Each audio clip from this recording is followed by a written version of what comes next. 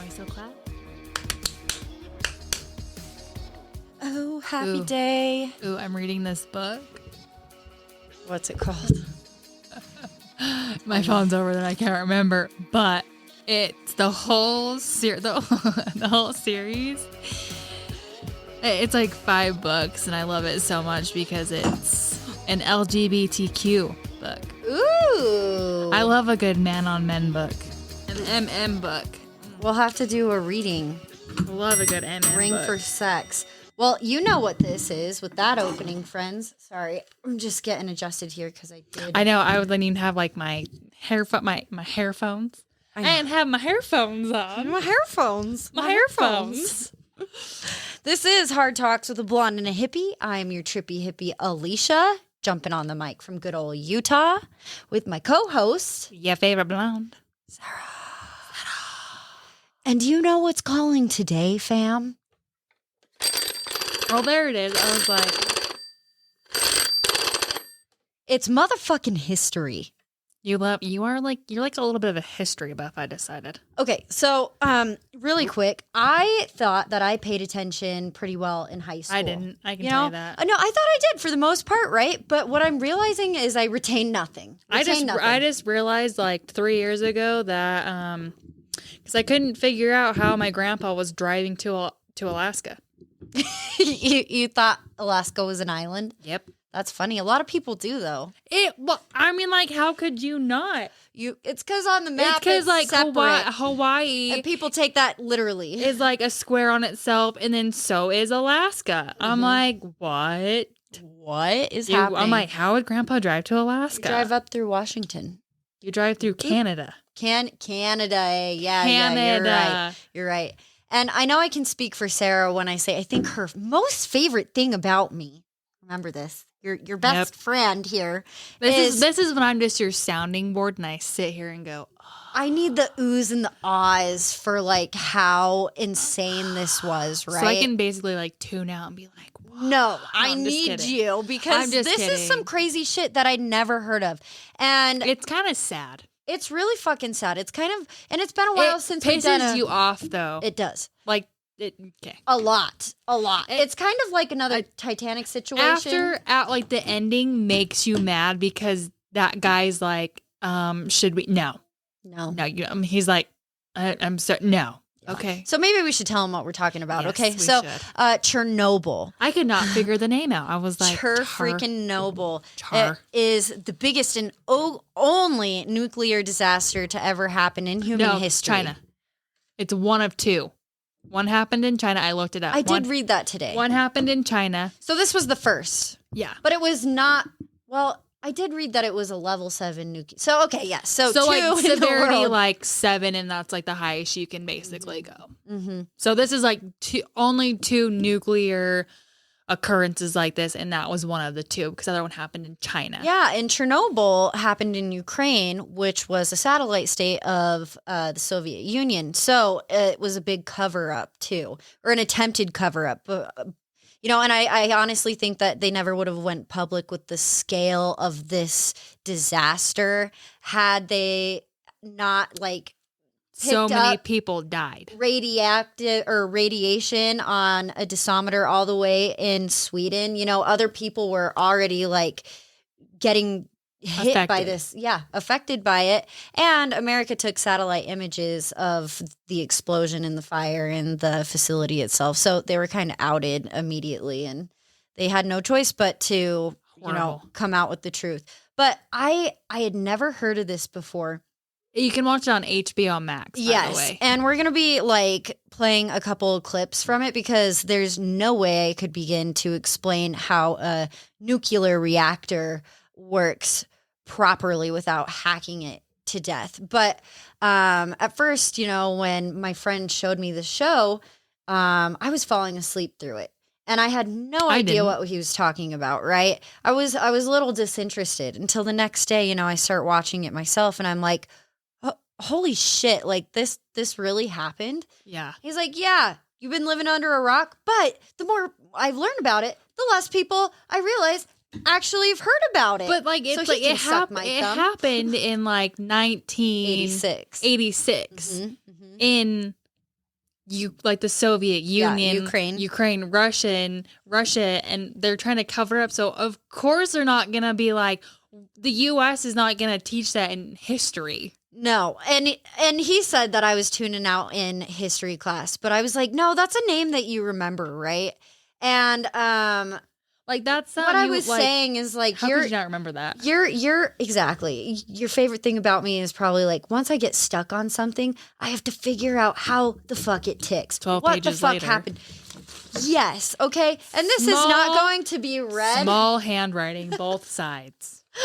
This is not going to be read, but this was for my own interest right here. Like, I fell down this hole because I really didn't know much about the Soviet Union. I didn't know much about the SSR. Small USSR. handwriting. Do you see that shit? Yeah.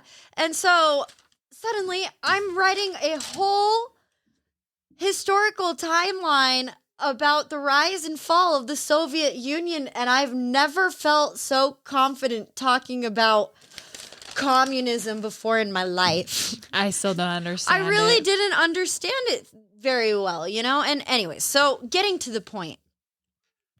Chernobyl, yes, was a city in Ukraine. And on April 25th, 1986, there was a massive explosion. At 1:25 a.m. Mm-hmm. This was 2 miles north of Pripyat, a small town in Ukraine, and it was home to over 50,000 people at the time. This was a really young community. You know, a lot of people came there for the work, and a lot of young people were hooking up and having children. So lots of kids in this city. And it was like the building that they show are like the ones that are like straight up and down, like apartment looking. Mm-hmm, mm-hmm. And like even in the show, there's like 2 pregnant girls sitting in their little chairs about to give birth. Yeah. You can't really see it. They're just like, you can just like the doctors. Well, yeah. And we'll talk about one woman from this show specifically, but the curly haired girl. Yep. It was home to Chernobyl nuclear power plant. And just to give you some perspective here, right? It consisted of 4 RBMK 1000 reactors, each capable of producing 1,000 megawatts of electric power. The 4 together produced 10% of Ukraine's power alone.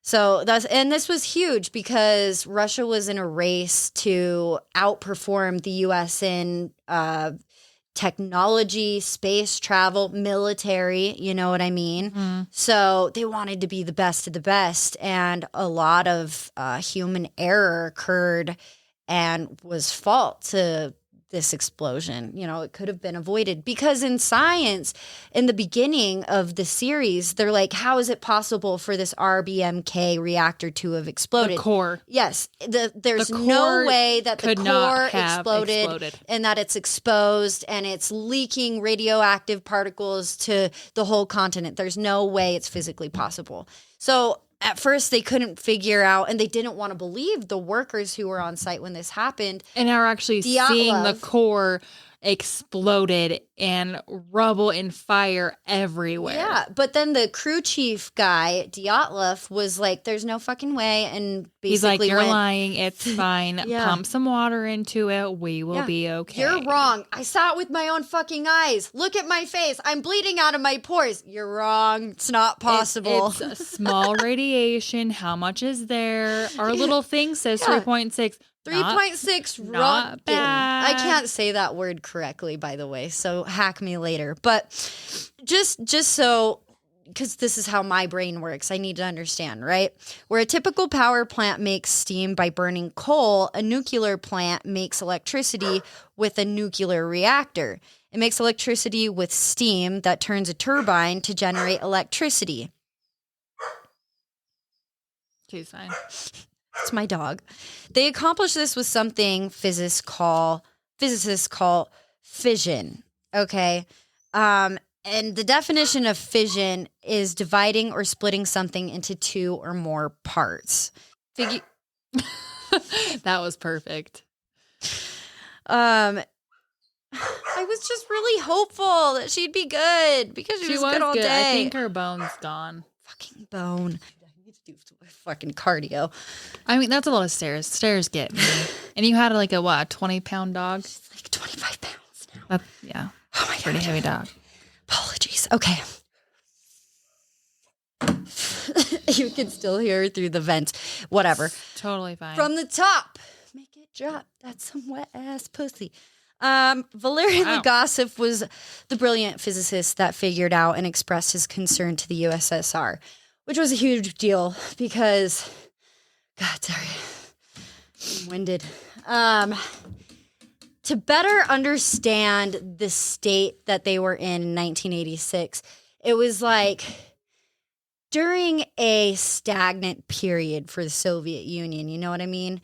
Stalin had died in 1953, and a lot of people were trying to get out of that dictatorship, like communist mindset government. You know what I mean? They were kind of trying to break away.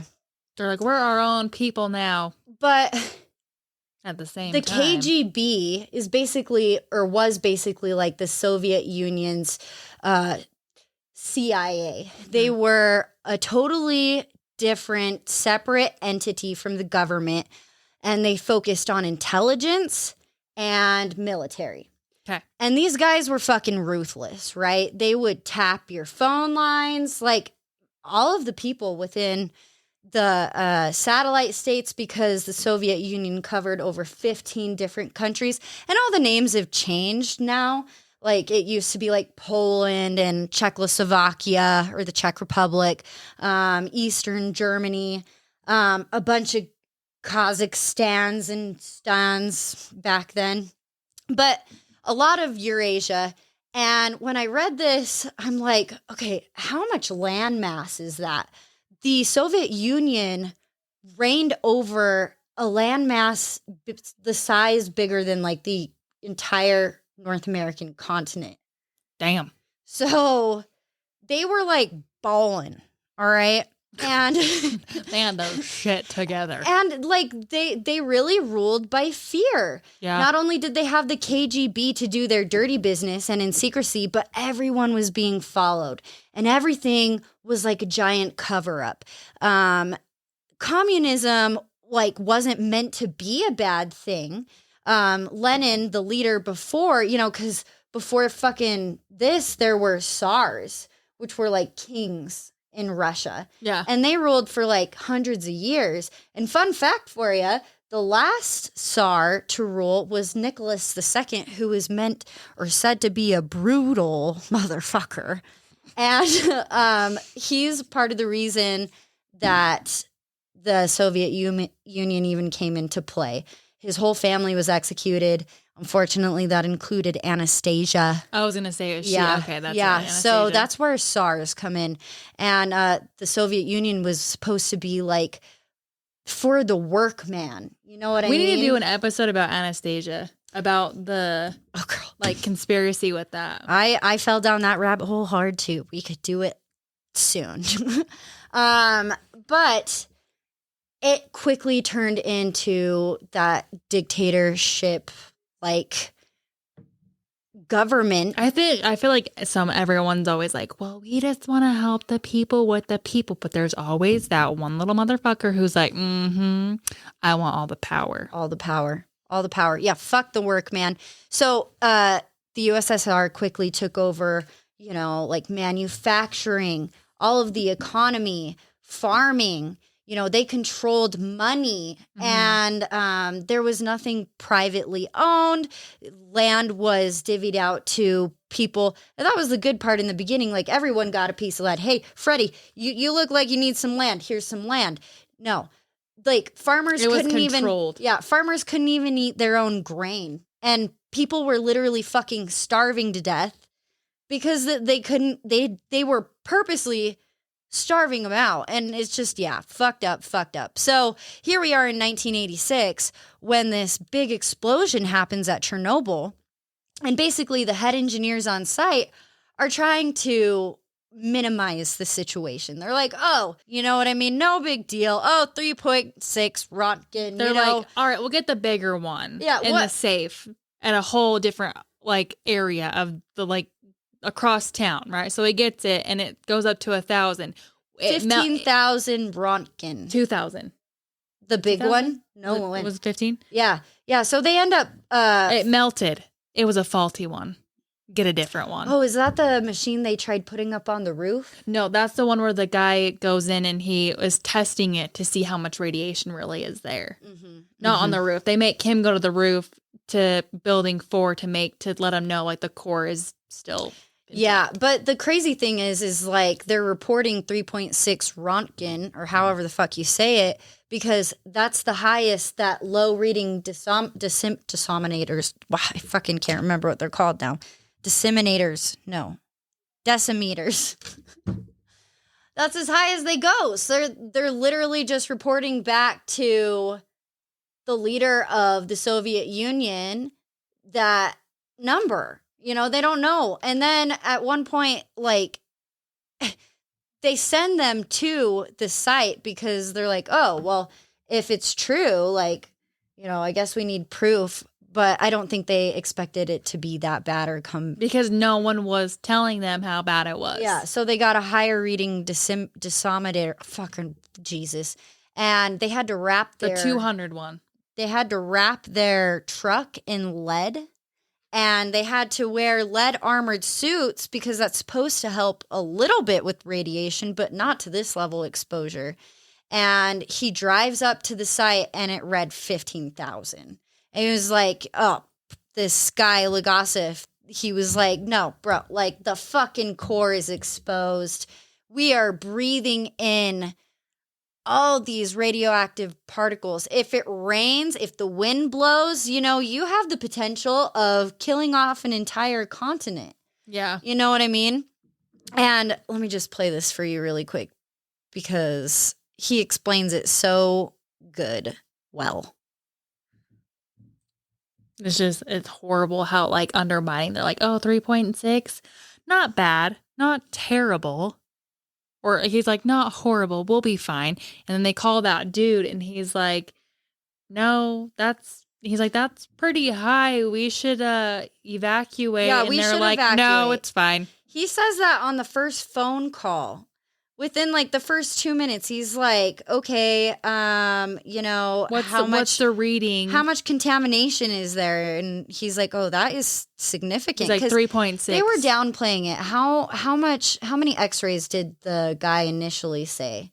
Oh, I think they say it's equivalent to like 10 chest x-rays. When in reality, it was equivalent to like 400 chest x-rays. But you can only get one x-ray. Like a day? Yeah, because there's so much radiation in it. Why is this not pulling up? Sorry. Jeez. I know. And he's like, he can't even get like his words out because the dude on the phone's like, nope. Oh, those poor people. I know, he couldn't even ask questions. But the KGB would silence anyone who was opposing of the Soviet Union. So nobody spoke out, you know? It was just like, do as you're told. Don't ask questions. In a nuclear plant, we use something called fission. We take an unstable element like uranium-235, which has too many neutrons. A neutron is the bullet. Yes, the bullet. So, bullets are flying off of the uranium. Now, if we put enough uranium atoms close together, the bullets from one atom will eventually strike another atom. The force of this impact splits that atom apart, releasing a tremendous amount of energy. Fission. And the graphite. Yes.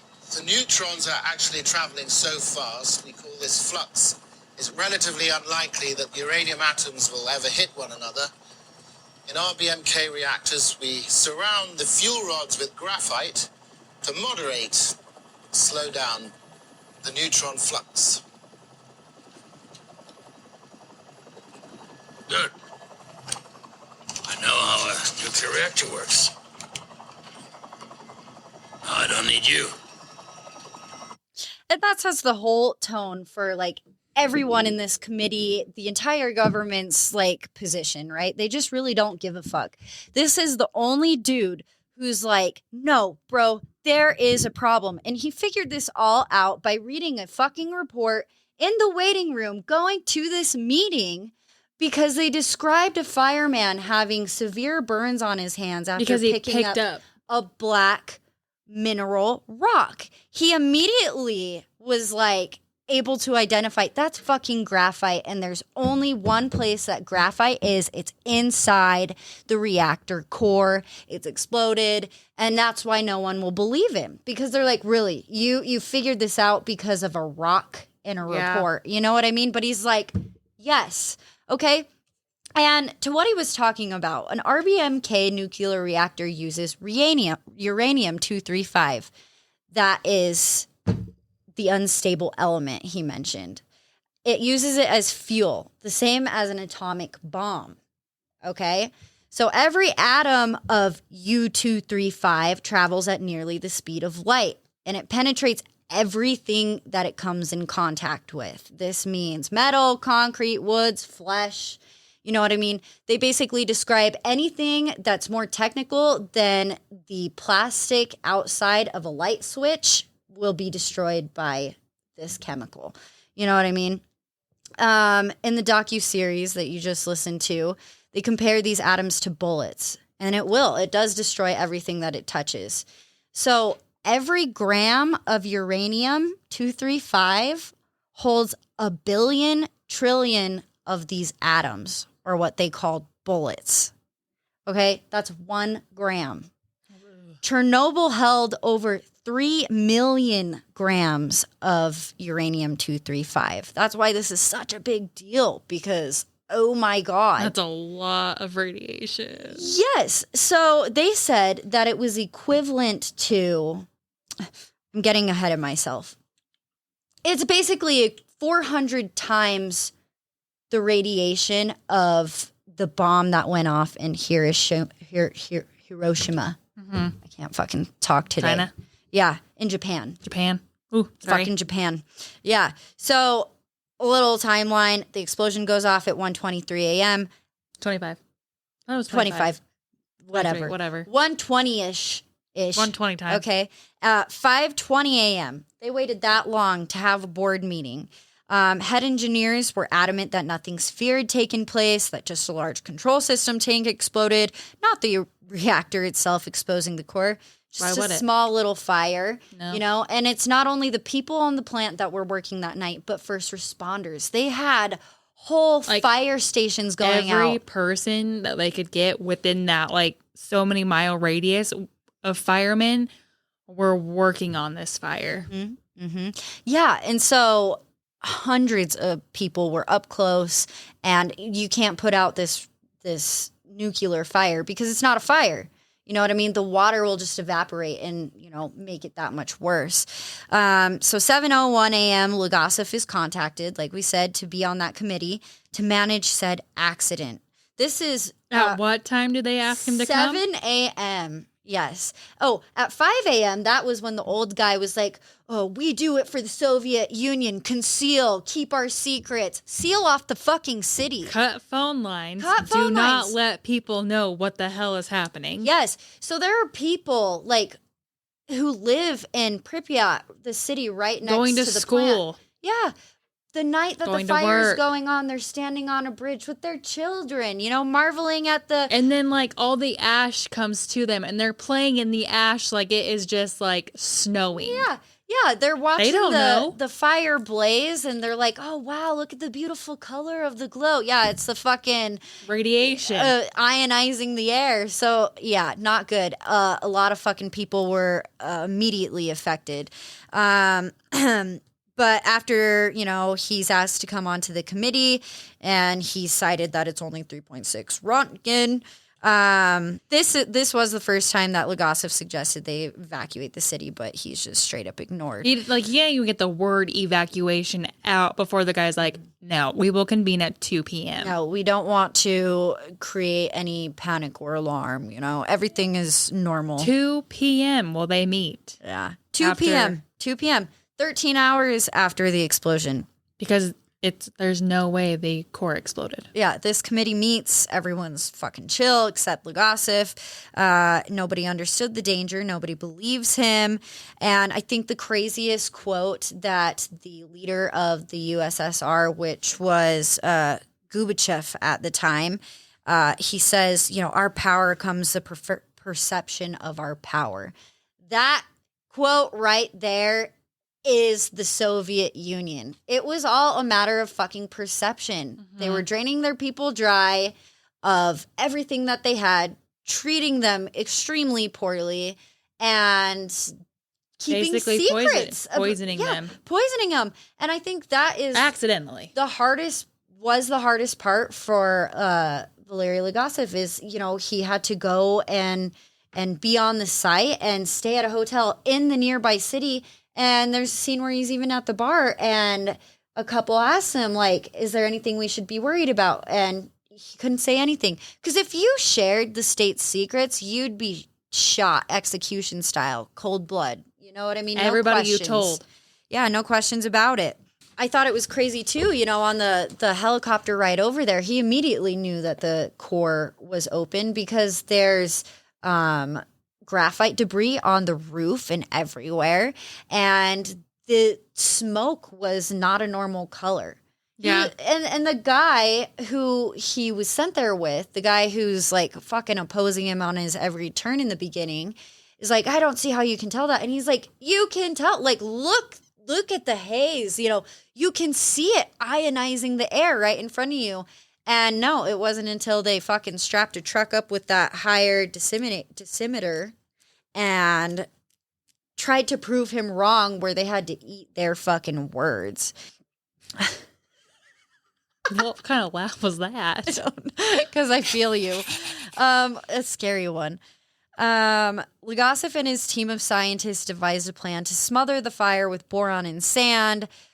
This would require approximately 5,000 tons of sand. That's kind of hard to get your hands on.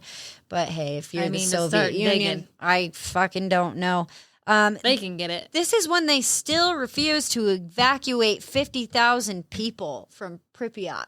They're making them stay in the city. This is 30 hours after the explosion, and dosimeters are picking up radiation levels all the way in East Germany and Poland, Sweden, like I said. So they're like, what? Yeah, they're not letting their kids go out and play. You know what I mean? And they got like sirens going like, get your shit inside. Yeah. What the hell's going on here? Yeah. So that's crazy. They just really, really, they would have masked this forever if they could have gotten away with it. But these sand drops begin, which were really difficult because they had to stay 10 meters away from the actual explosion, the helicopters at all times.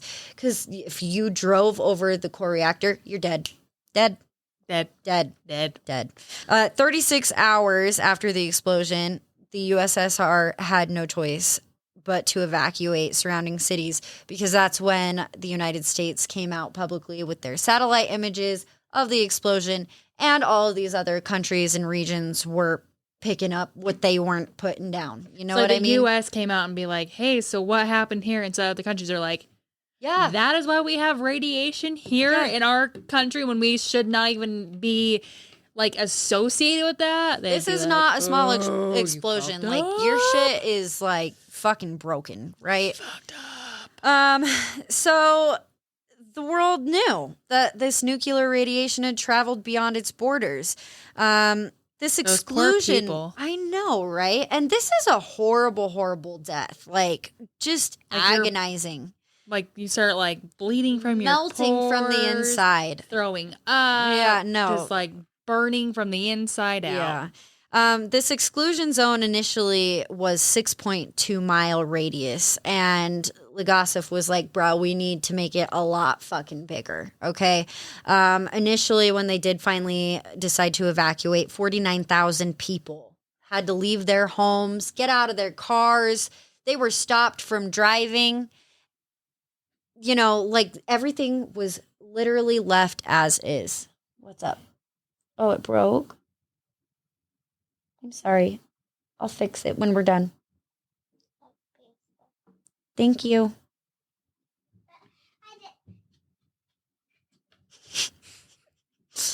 So, later they expanded the exclusion zone to a 19-mile radius, forcibly removing an additional 68,000 people from their homes. And think about this, Sarah. Like, You can't take anything. yeah, no, these people, no, because it's contaminated, right? They had to leave their pets, all wildlife, anything domestic or wild had to be destroyed. Well, yeah. So 'cause there if was that shit stays alive. There and, was a whole like, crew of just reproduces. You're gonna Yeah. get like literally like 3-eyed animals. Yeah, there was a whole crew of people that just had to go around after the aftermath, after the initial danger subsided, shooting dogs and cats. Fucked Horrible. up. I'd hate to have that fucking job. Not Good thing even they that, have a but fuck just ton like of vodka. just like every single animal in that area. Yeah, but think about it too. These people have been here for generations. You can't take anything with you. Like, no. And like, think about no if family you were heirloom. born and raised in a house or a farm, like your family owned that land for hundreds of years. Nobody can own that now. Nope. And nobody has. A once bustling and young community, it's now a ghost town. Nowadays you see images and there's trees growing in the city. Trees have turned blood red. Everything has been affected by. I'm gonna look that up on my maps. Yeah, it's crazy. And people pay out the ass to like go in hazmat suits and like go on tours. Like they're very rare, they're very expensive. But people try to, gain revenue off of this fucking tragedy. I bet people still even try to like make bets of like how long can you last? It's like the freaking Tide Pod. God, Like people are that stupid that they're like, I could bet I could make it longer than you. And it's like it's fucking radiation, dude. Yeah. Like, no. Well, and just like while I was watching this, the amount of work and effort that went into like fixing this problem, like hundreds of thousands of people were a part of the effort to fix what happened here. You know what I mean? Yeah. And the amount of research that they had to do to figure out why the RBMK reactor exploded in the first place, like it just didn't make sense. I couldn't imagine going to a library and doing this, like writing everything out like this all the time, or reading handwritten books or essays or what the fuck ever. Like it's just strenuous, you know what I mean? But like we didn't like it's man made, so like you're going off of like what you think about it. We complain about like if we lived even 20 years ago before we were born, how we wouldn't have GPS. We couldn't find our way, right? The effort that went into this, like they had to just figure out the radius of this exclusion zone. Hundreds of people had to start a radiological survey and sector by sector this land on foot with dosimeters in hand to figure it out. To Like, figure out like, where, hey, walk in a direction. When it goes off, let me know. We'll stake it, and then you're good. basically figure out where it isn't contagious enough to like fucking kill you, right? And that's kind of when, like, after 30 hours into it, Legasov and his team quickly realized that the additional issues from pouring sand and boron on the fire were appearing a lot sooner than they realized. Basically, it would put out the fire, but since it's not a fire and the heat is over like 2,000 degrees, it'd be so hot that it was going to melt down the fucking sand and basically create lava. Oh, shit. Yeah. And they did have like a concrete barrier in place in case this happened to prevent it leaking into the groundwater. Because if it leaked into the groundwater, then it would leak into the Pripyat River and then another major river that I can't remember right now because my brain is mush at this point. So it's like one problem that made like 100,000 more problems. Yeah. Eventually contaminating the primary water supply for over 50 million people. So this was going to be a big problem, right? And that's the only thing that they were really focused on at that time is preventing that. What they didn't realize is secondary explosion worry. Only now is when the USSR realizes the scope of the situation. Just the last clip. because I can't even try. This is what they were worried about. And note that they break it to them with good news first, because the good news always has to come first to soften the people? blow. No, to this committee. And the leader, I can never fucking remember his name. Gorbachev, the leader of the Soviet Union at this time, he was in this committee, so they're presenting it to him, which is The old dude? yeah, which is Okay. intimidating. The guy with the giant scar or birthmark on his head, right? And at this point, Comrade Sherbina, the guy who's like negating everything Professor Legasov says, trying to prove him wrong, at this point he's like, nope, we're all fucking dead. You know, like he's like, oh no. He's in charge, he's briefing this meeting. I have 10 minutes. Then I'm back on the phone, apologizing to our friends, apologizing to our enemies.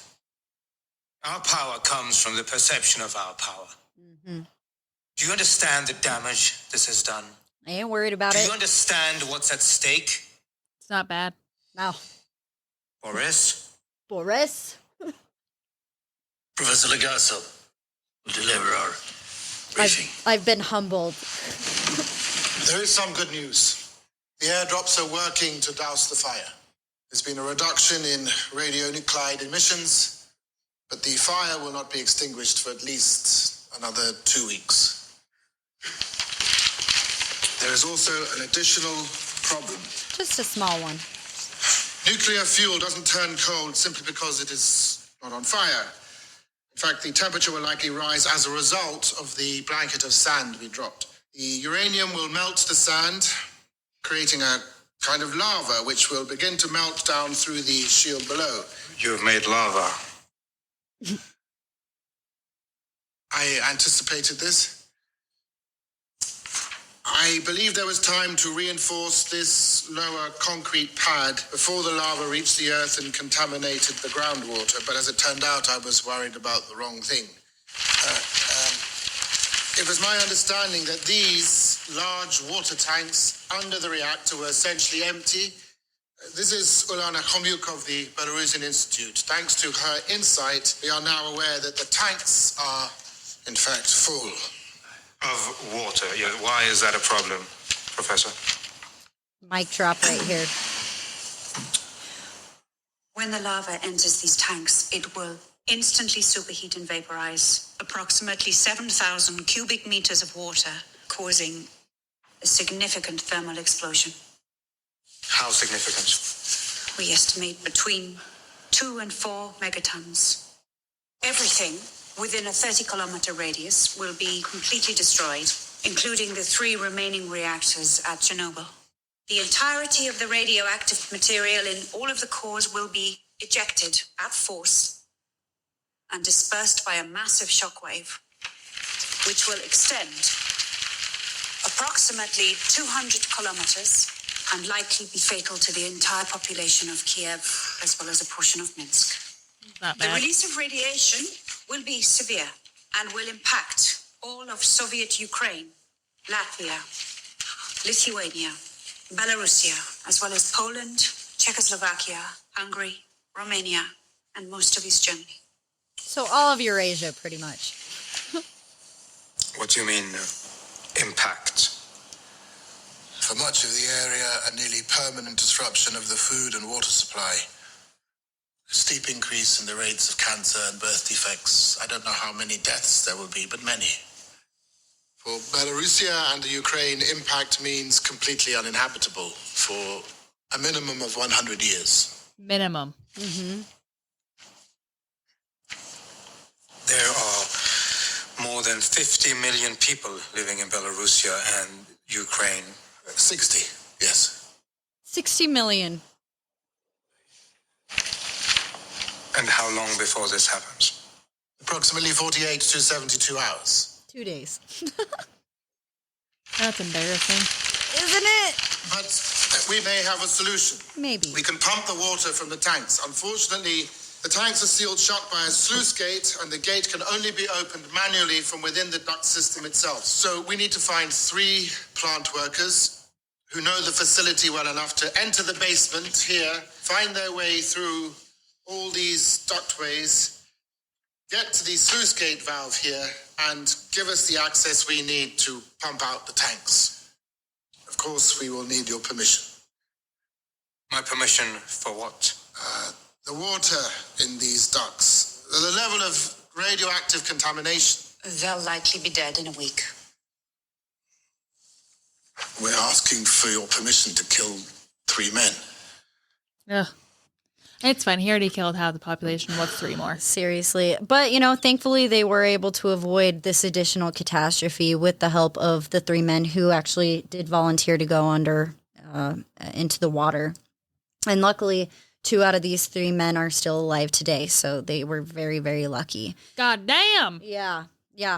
But what happens when you're exposed to that level of radiation, you might ask, Sarah? I'm glad you did. I want to know how they lived, to be honest. They were fully armored in hazmat suits, like your end of the world gear with lead, because lead can't penetrate. They had dosimeters on them. And, what was crazy is the level of uranium in the air even affected their flashlights. So they're underground in these dark tunnels filled with water. That's a lot of energy around more energy. They had to start using the crank flashlight because all their flashlights malfunctioned or died.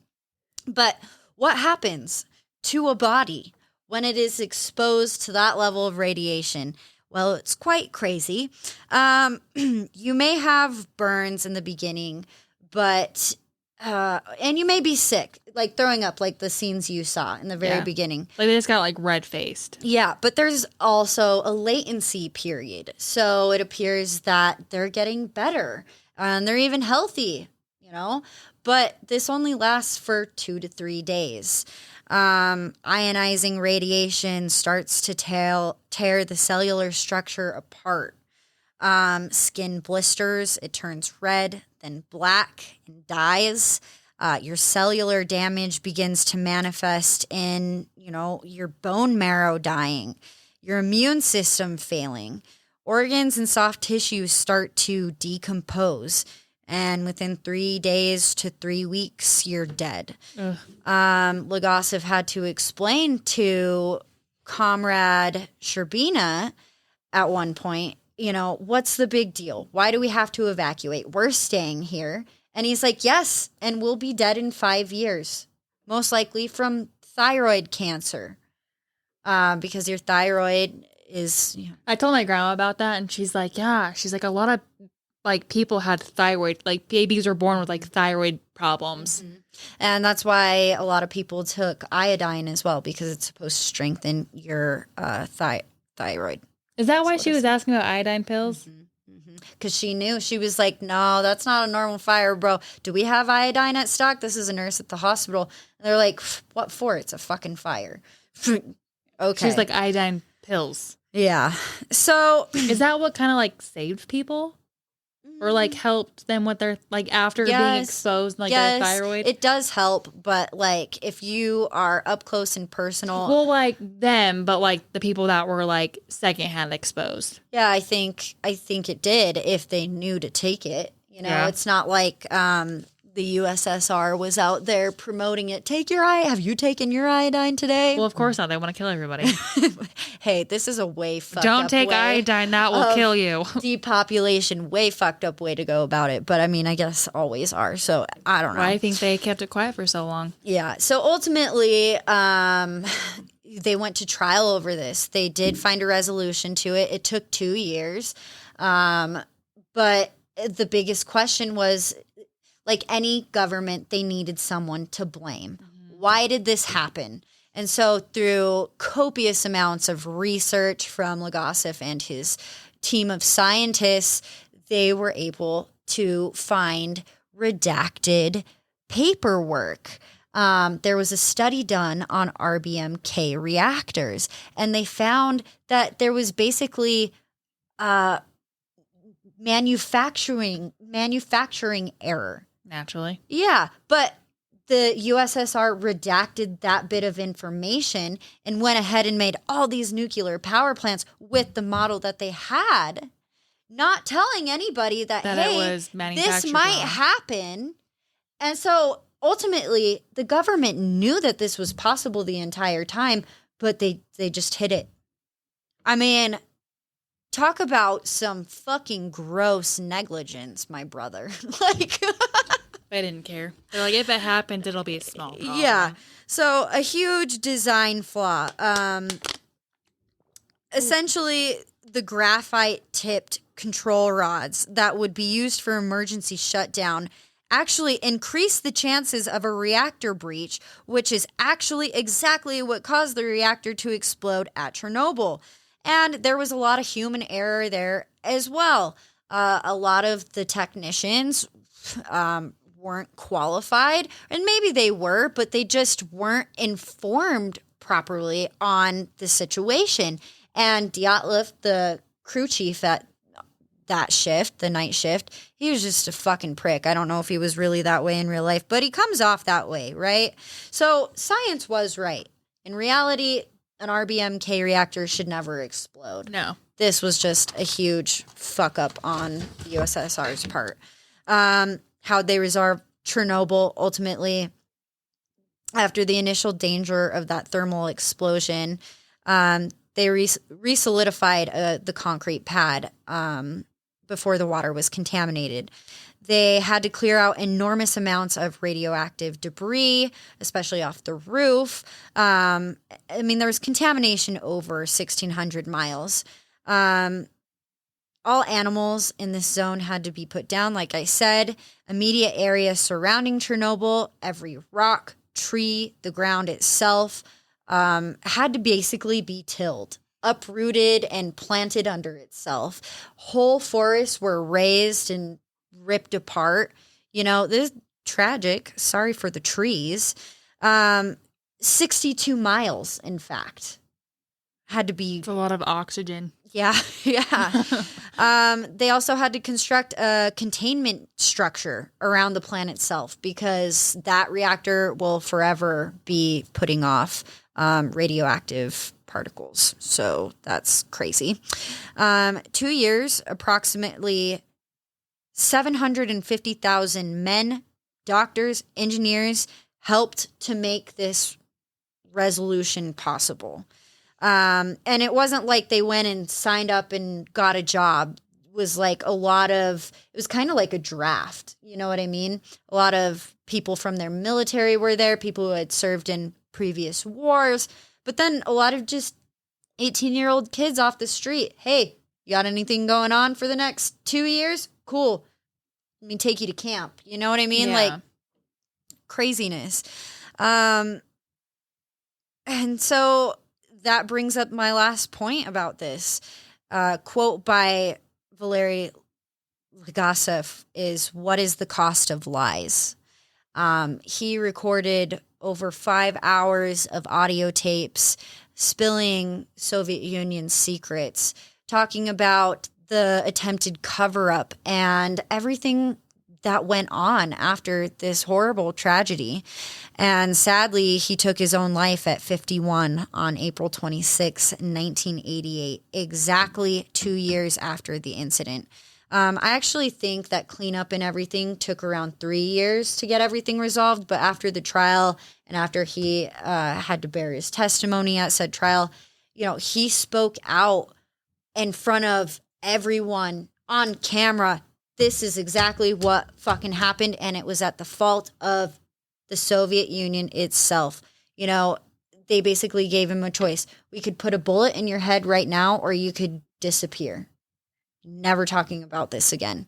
And so he recorded these audio tapes detailing everything. And they were found and, you know, passed around the science community throughout the Soviet Union. And had those tapes not been discovered, the truth of Chernobyl, the whole truth of Chernobyl still would be a secret today, truly. His death made it impossible for them to ignore. Soviet officials finally acknowledged this design flaw of the RBMK nuclear reactor because it was said, I think, that there were 2 more exactly like it working after this incident when they were at trial, you know? They're like, it'll be fine. It won't happen again. It happened once. And especially during the trial, the Soviet Union's like, nope, fuck you, bruh. It's not our fault. Like, this was totally on these 3 head engineers, that crew chief. Like, it was human error. Like, whatever. They did something wrong. Yeah, and Legasov even presented a case in the beginning where he was like, look, this is exactly what happened, kind of with a balancing scale type of thing. This is how it works. See, we have anyways, I won't get into that. But yes, at the end, he was just like, fuck it. Everybody deserves to know the truth. And it's a good fucking thing that he did, because who's to say that 5 more incidences like this wouldn't have occurred throughout history? It's just really sad that, you know, he had to take his own life to escape this reality that he was living in. So finally, the reactors were retrofitted to ensure an incident like Chernobyl never happened again. It's crazy because after reading all this information and watching the HBO series, at the end, it tells you kind of where everyone left off. At the trial for their roles in the disaster, these 3 head engineers were only sentenced to 10 years of hard labor. Okay. What? Right? Okay. Go do some cleanup. Yeah. Go work at it. They had like concentration camps though in Russia. So when I think, I don't know what kind of labor camp they had to go to, but I don't think it was all peaches and rainbows. I don't know. Either way, I don't think that was enough. They fucked up. I mean, granted, they didn't know the truth either, I don't think, because that information had been hidden. But like, come on. Like, idiots. After his release, one of these men returned to work at another nuclear power plant in Russia. So it's not like they were even banned from ever like working. He's like, I want to work here. I worked at Chernobyl. Yeah. I don't think I'd put that on my resume. No. I don't think I would. The first responders who died the night of were entombed in steel caskets and concrete. So when all of the people who were initially, I don't know what the word is, affected by this and died first, you know, they couldn't even be buried properly. They were buried in steel fucking caskets and then surrounded by concrete so they couldn't spread. Their fucking radioactiveness. Sad. Fucking sad. Just leave them there at that point. Just bury them properly and leave them where the radioactive is, because that'll never be cleaned up. Yeah, never. Of the citizens who watched the fire blaze from a nearby bridge, it said that none of those people survived. It's actually now known as the Bridge of Death. And there was a baby. Oh, yeah. So the woman that is depicted in that series, her husband dies. And she is pregnant, and she's breaking all the rules. She snuck into the hospital, bribed a nurse. She's not behind the plastic. She's touching skin to skin. And you kind of look at her like, well, why aren't you getting sick over the course of years while they're fixing all this? Well, her baby basically sucked up all the radioactive poisoning and died. It let her live, though, which is crazy. They told her that she would never be able to have another baby because her body was just ravaged from this. Yeah, and she did suffer from a couple of strokes, but she was able to conceive and have a baby later on, and she only lives like 100 kilometers away from Chernobyl to this day, which is wild. So sad for her. I was just saying that like the lady that was like part of the, like one of them part of the bridge I was talking to her had a little baby with her. Oh, I know. And then she's in the hospital, and he's like, please take her away from here. And she's like, I fucking can't touch her, you know? Sad. He's like, she has radiation poisoning and will die. Yeah. They had to hire 400 miners who worked around the clock to prevent that nuclear meltdown that we talked about. And it's estimated that 100 of these 400 died before the age of 40. So that's horrible. And there's even a scene in there where it's so hot underground, but they can't have fans because they can't be blowing up particles, right? So they're mining butt ass naked. Like you see big dick, small dick, hairy dick, crooked dicks, like all the fat dicks, God. you know what I mean? And Legasov in this scene even goes up, he's like, you're not as protected. And he's like, are you telling me that it's going to make a difference? It's hot as shit down there. I mean, it's true. Like, yeah. you're He's going to get it either way. Yeah, he's like, whether continue. you're clothed or not. He's like, we're wearing the fucking hats. But yeah, no, that's miserable. The 3 divers, we talked about that. 2 of them survived. So that's real lucky. I don't fucking know how they did it. And over the course of these few years. Where are they now? Because don't they still have the radiation? I mean, they most likely got cancer or something plastemia. It's basically where you're not producing enough red blood cells. Well, I know, but they can't go around other Gastroplastemia? people because aren't they like can't Still they like radioactive? Yeah, I don't know. That's a question that I've thought of, but I don't have an answer to it. You'll have to Google that after. look at that. When you're awake at 3 a.m. Over 600,000 people were enlisted to serve in this exclusion zone cleanup area. So less than what they projected, but that's so many fucking people. 600,000 people enlisted. Wild.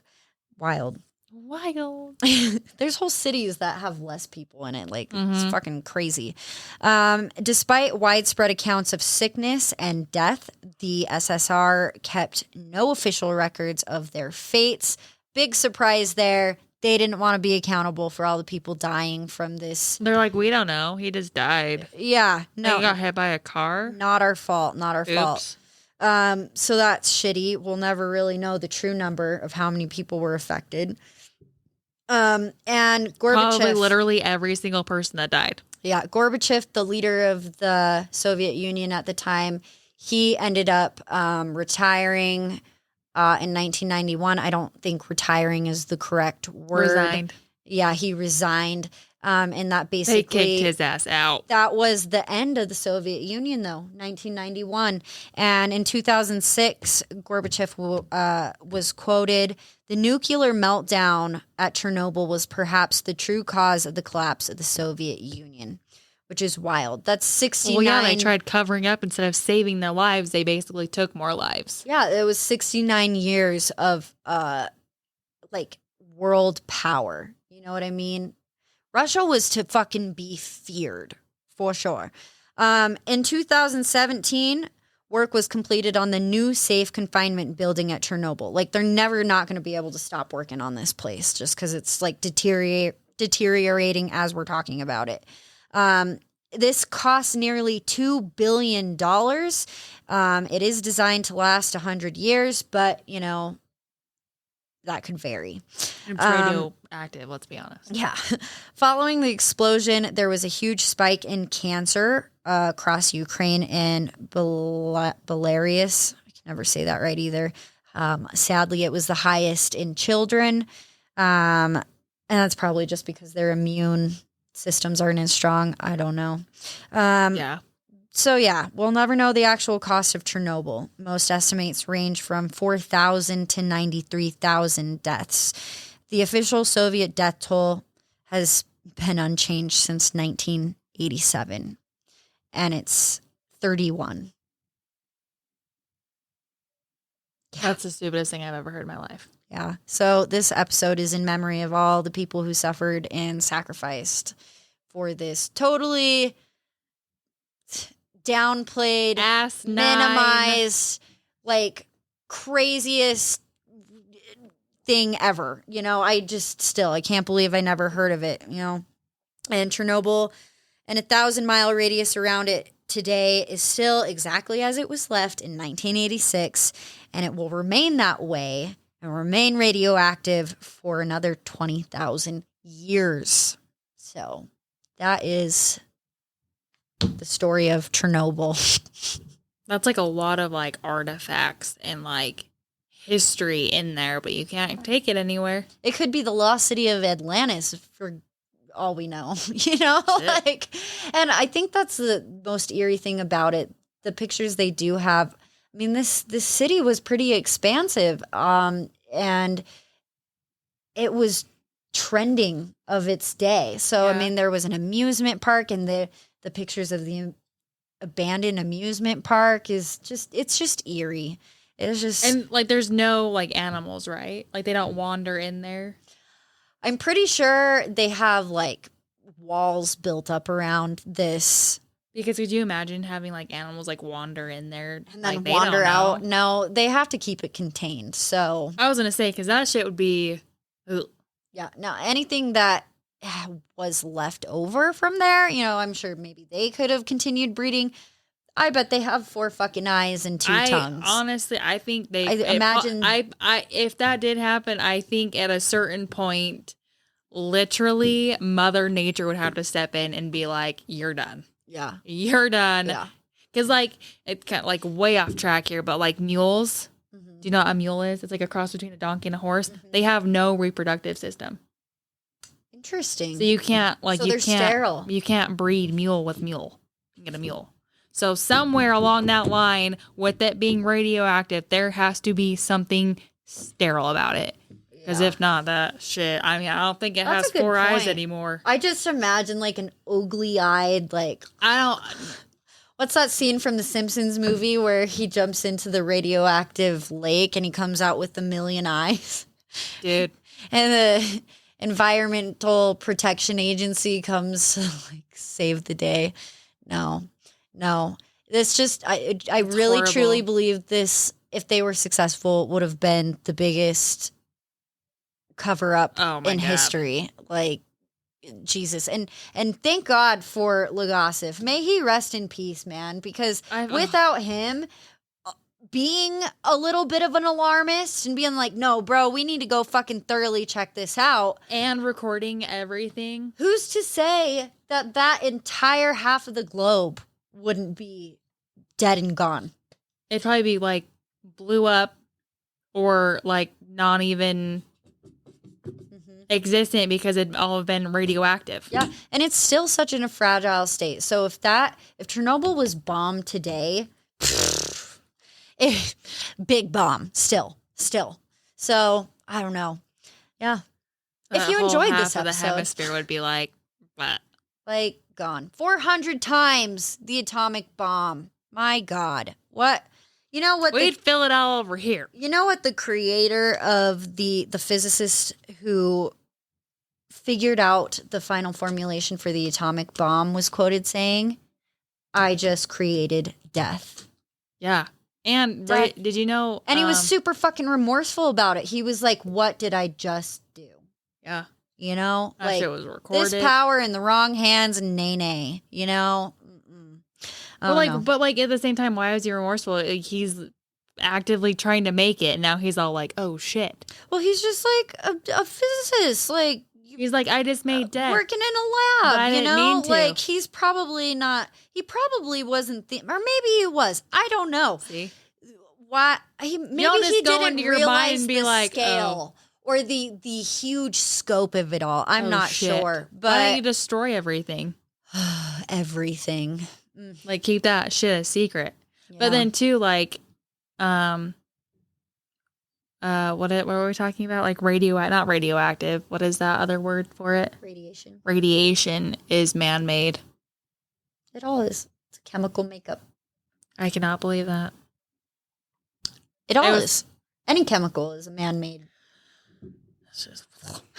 It's not like God. I do. Imagine what kind of bomb you could make if you took fungi or psilocybin, trippy hippie mushrooms and made a bomb with that. Maybe we could spread love and compassion to the world, and effectively fix fucked up fucking governments and dictatorships like this all around the world. We are in one Chernobyl at a time. Yeah, we're in an interesting state in the United States right now, like with where we're at with the government and everything that's happening with the economy, and as even on our most fucked up day, and there have been many recently, it still can't withstand this shit. And you know what, Sarah? We will do an episode on Anastasia and all that and the fucking rise and fall of the USSR one day soon because it's just a trip. Because we don't have time today. No. So, yeah, I hope you guys were as fascinated by that as I was. Definitely check out the series. It's so good. It's almost, I think it's award winning. But maybe that's just because I was like so intrigued by the science of it all. If only I would have fucking applied myself in school. I could have done great things. Right. I still wouldn't have. I never even tried to take physics or chemistry. I took accounting and algebra, got my credits early, and I was like, right on, right? Never even tried. I barely graduated. Never even tried because I was too afraid of failure. And what does that say? And now look at you with your 12 pages of fucking small-ass written notes. I know, they look like doctors' handwritings. Anyway, if you enjoyed this episode, you can hop onto Spotify and Apple Podcasts. Leave us a 5-star review. That makes our day. And we love hearing from you. You can leave a comment. Just say anything. What's your favorite ice cream flavor? What color are your underwear? Yeah, have you heard of this before? Because I didn't. It blew my mind. And a lot of people have it. So But share, I mean, but share again, with your friends. Yeah. why do they want to talk about it? Because it's crazy. Because they are still trying to be like, it wasn't us. She got me on the counter. Wasn't me. She got Wasn't me me. in the bathroom. Wasn't me. She got me on the bedroom. Wasn't me. Nope. She even caught me on camera. Wasn't me. It's a shit. It basically is like that song. Like we even have pictures of it. Wasn't us. Nope. We don't know what happened. Nope. What? It didn't explode. Nope. Those are photoshopped. Yeah. They don't even know what Photoshop means in that time, but they're like forgery. Yeah. Forgery. Even when it comes down to it, we sealed off your city. Wasn't me. Wasn't me. Wasn't, You cut my phone lines. Wasn't us. Nope. No. I don't know what happened. That was Hey, weird. you don't say that. The KGB is gonna be after you. Yeah, but do share with your friends if you found this fascinating. You can follow us on Instagram and Facebook at Hard Talks with B&H and Twitter at Hard Talks with B1. There we go. And until next week, I enjoyed this conspiracy cover-up episode. Thank you for being my soundboard, Sarah. You're welcome. I love you guys. Bye-bye. Bye-bye. Have a good week. Bye-bye. Bye-bye.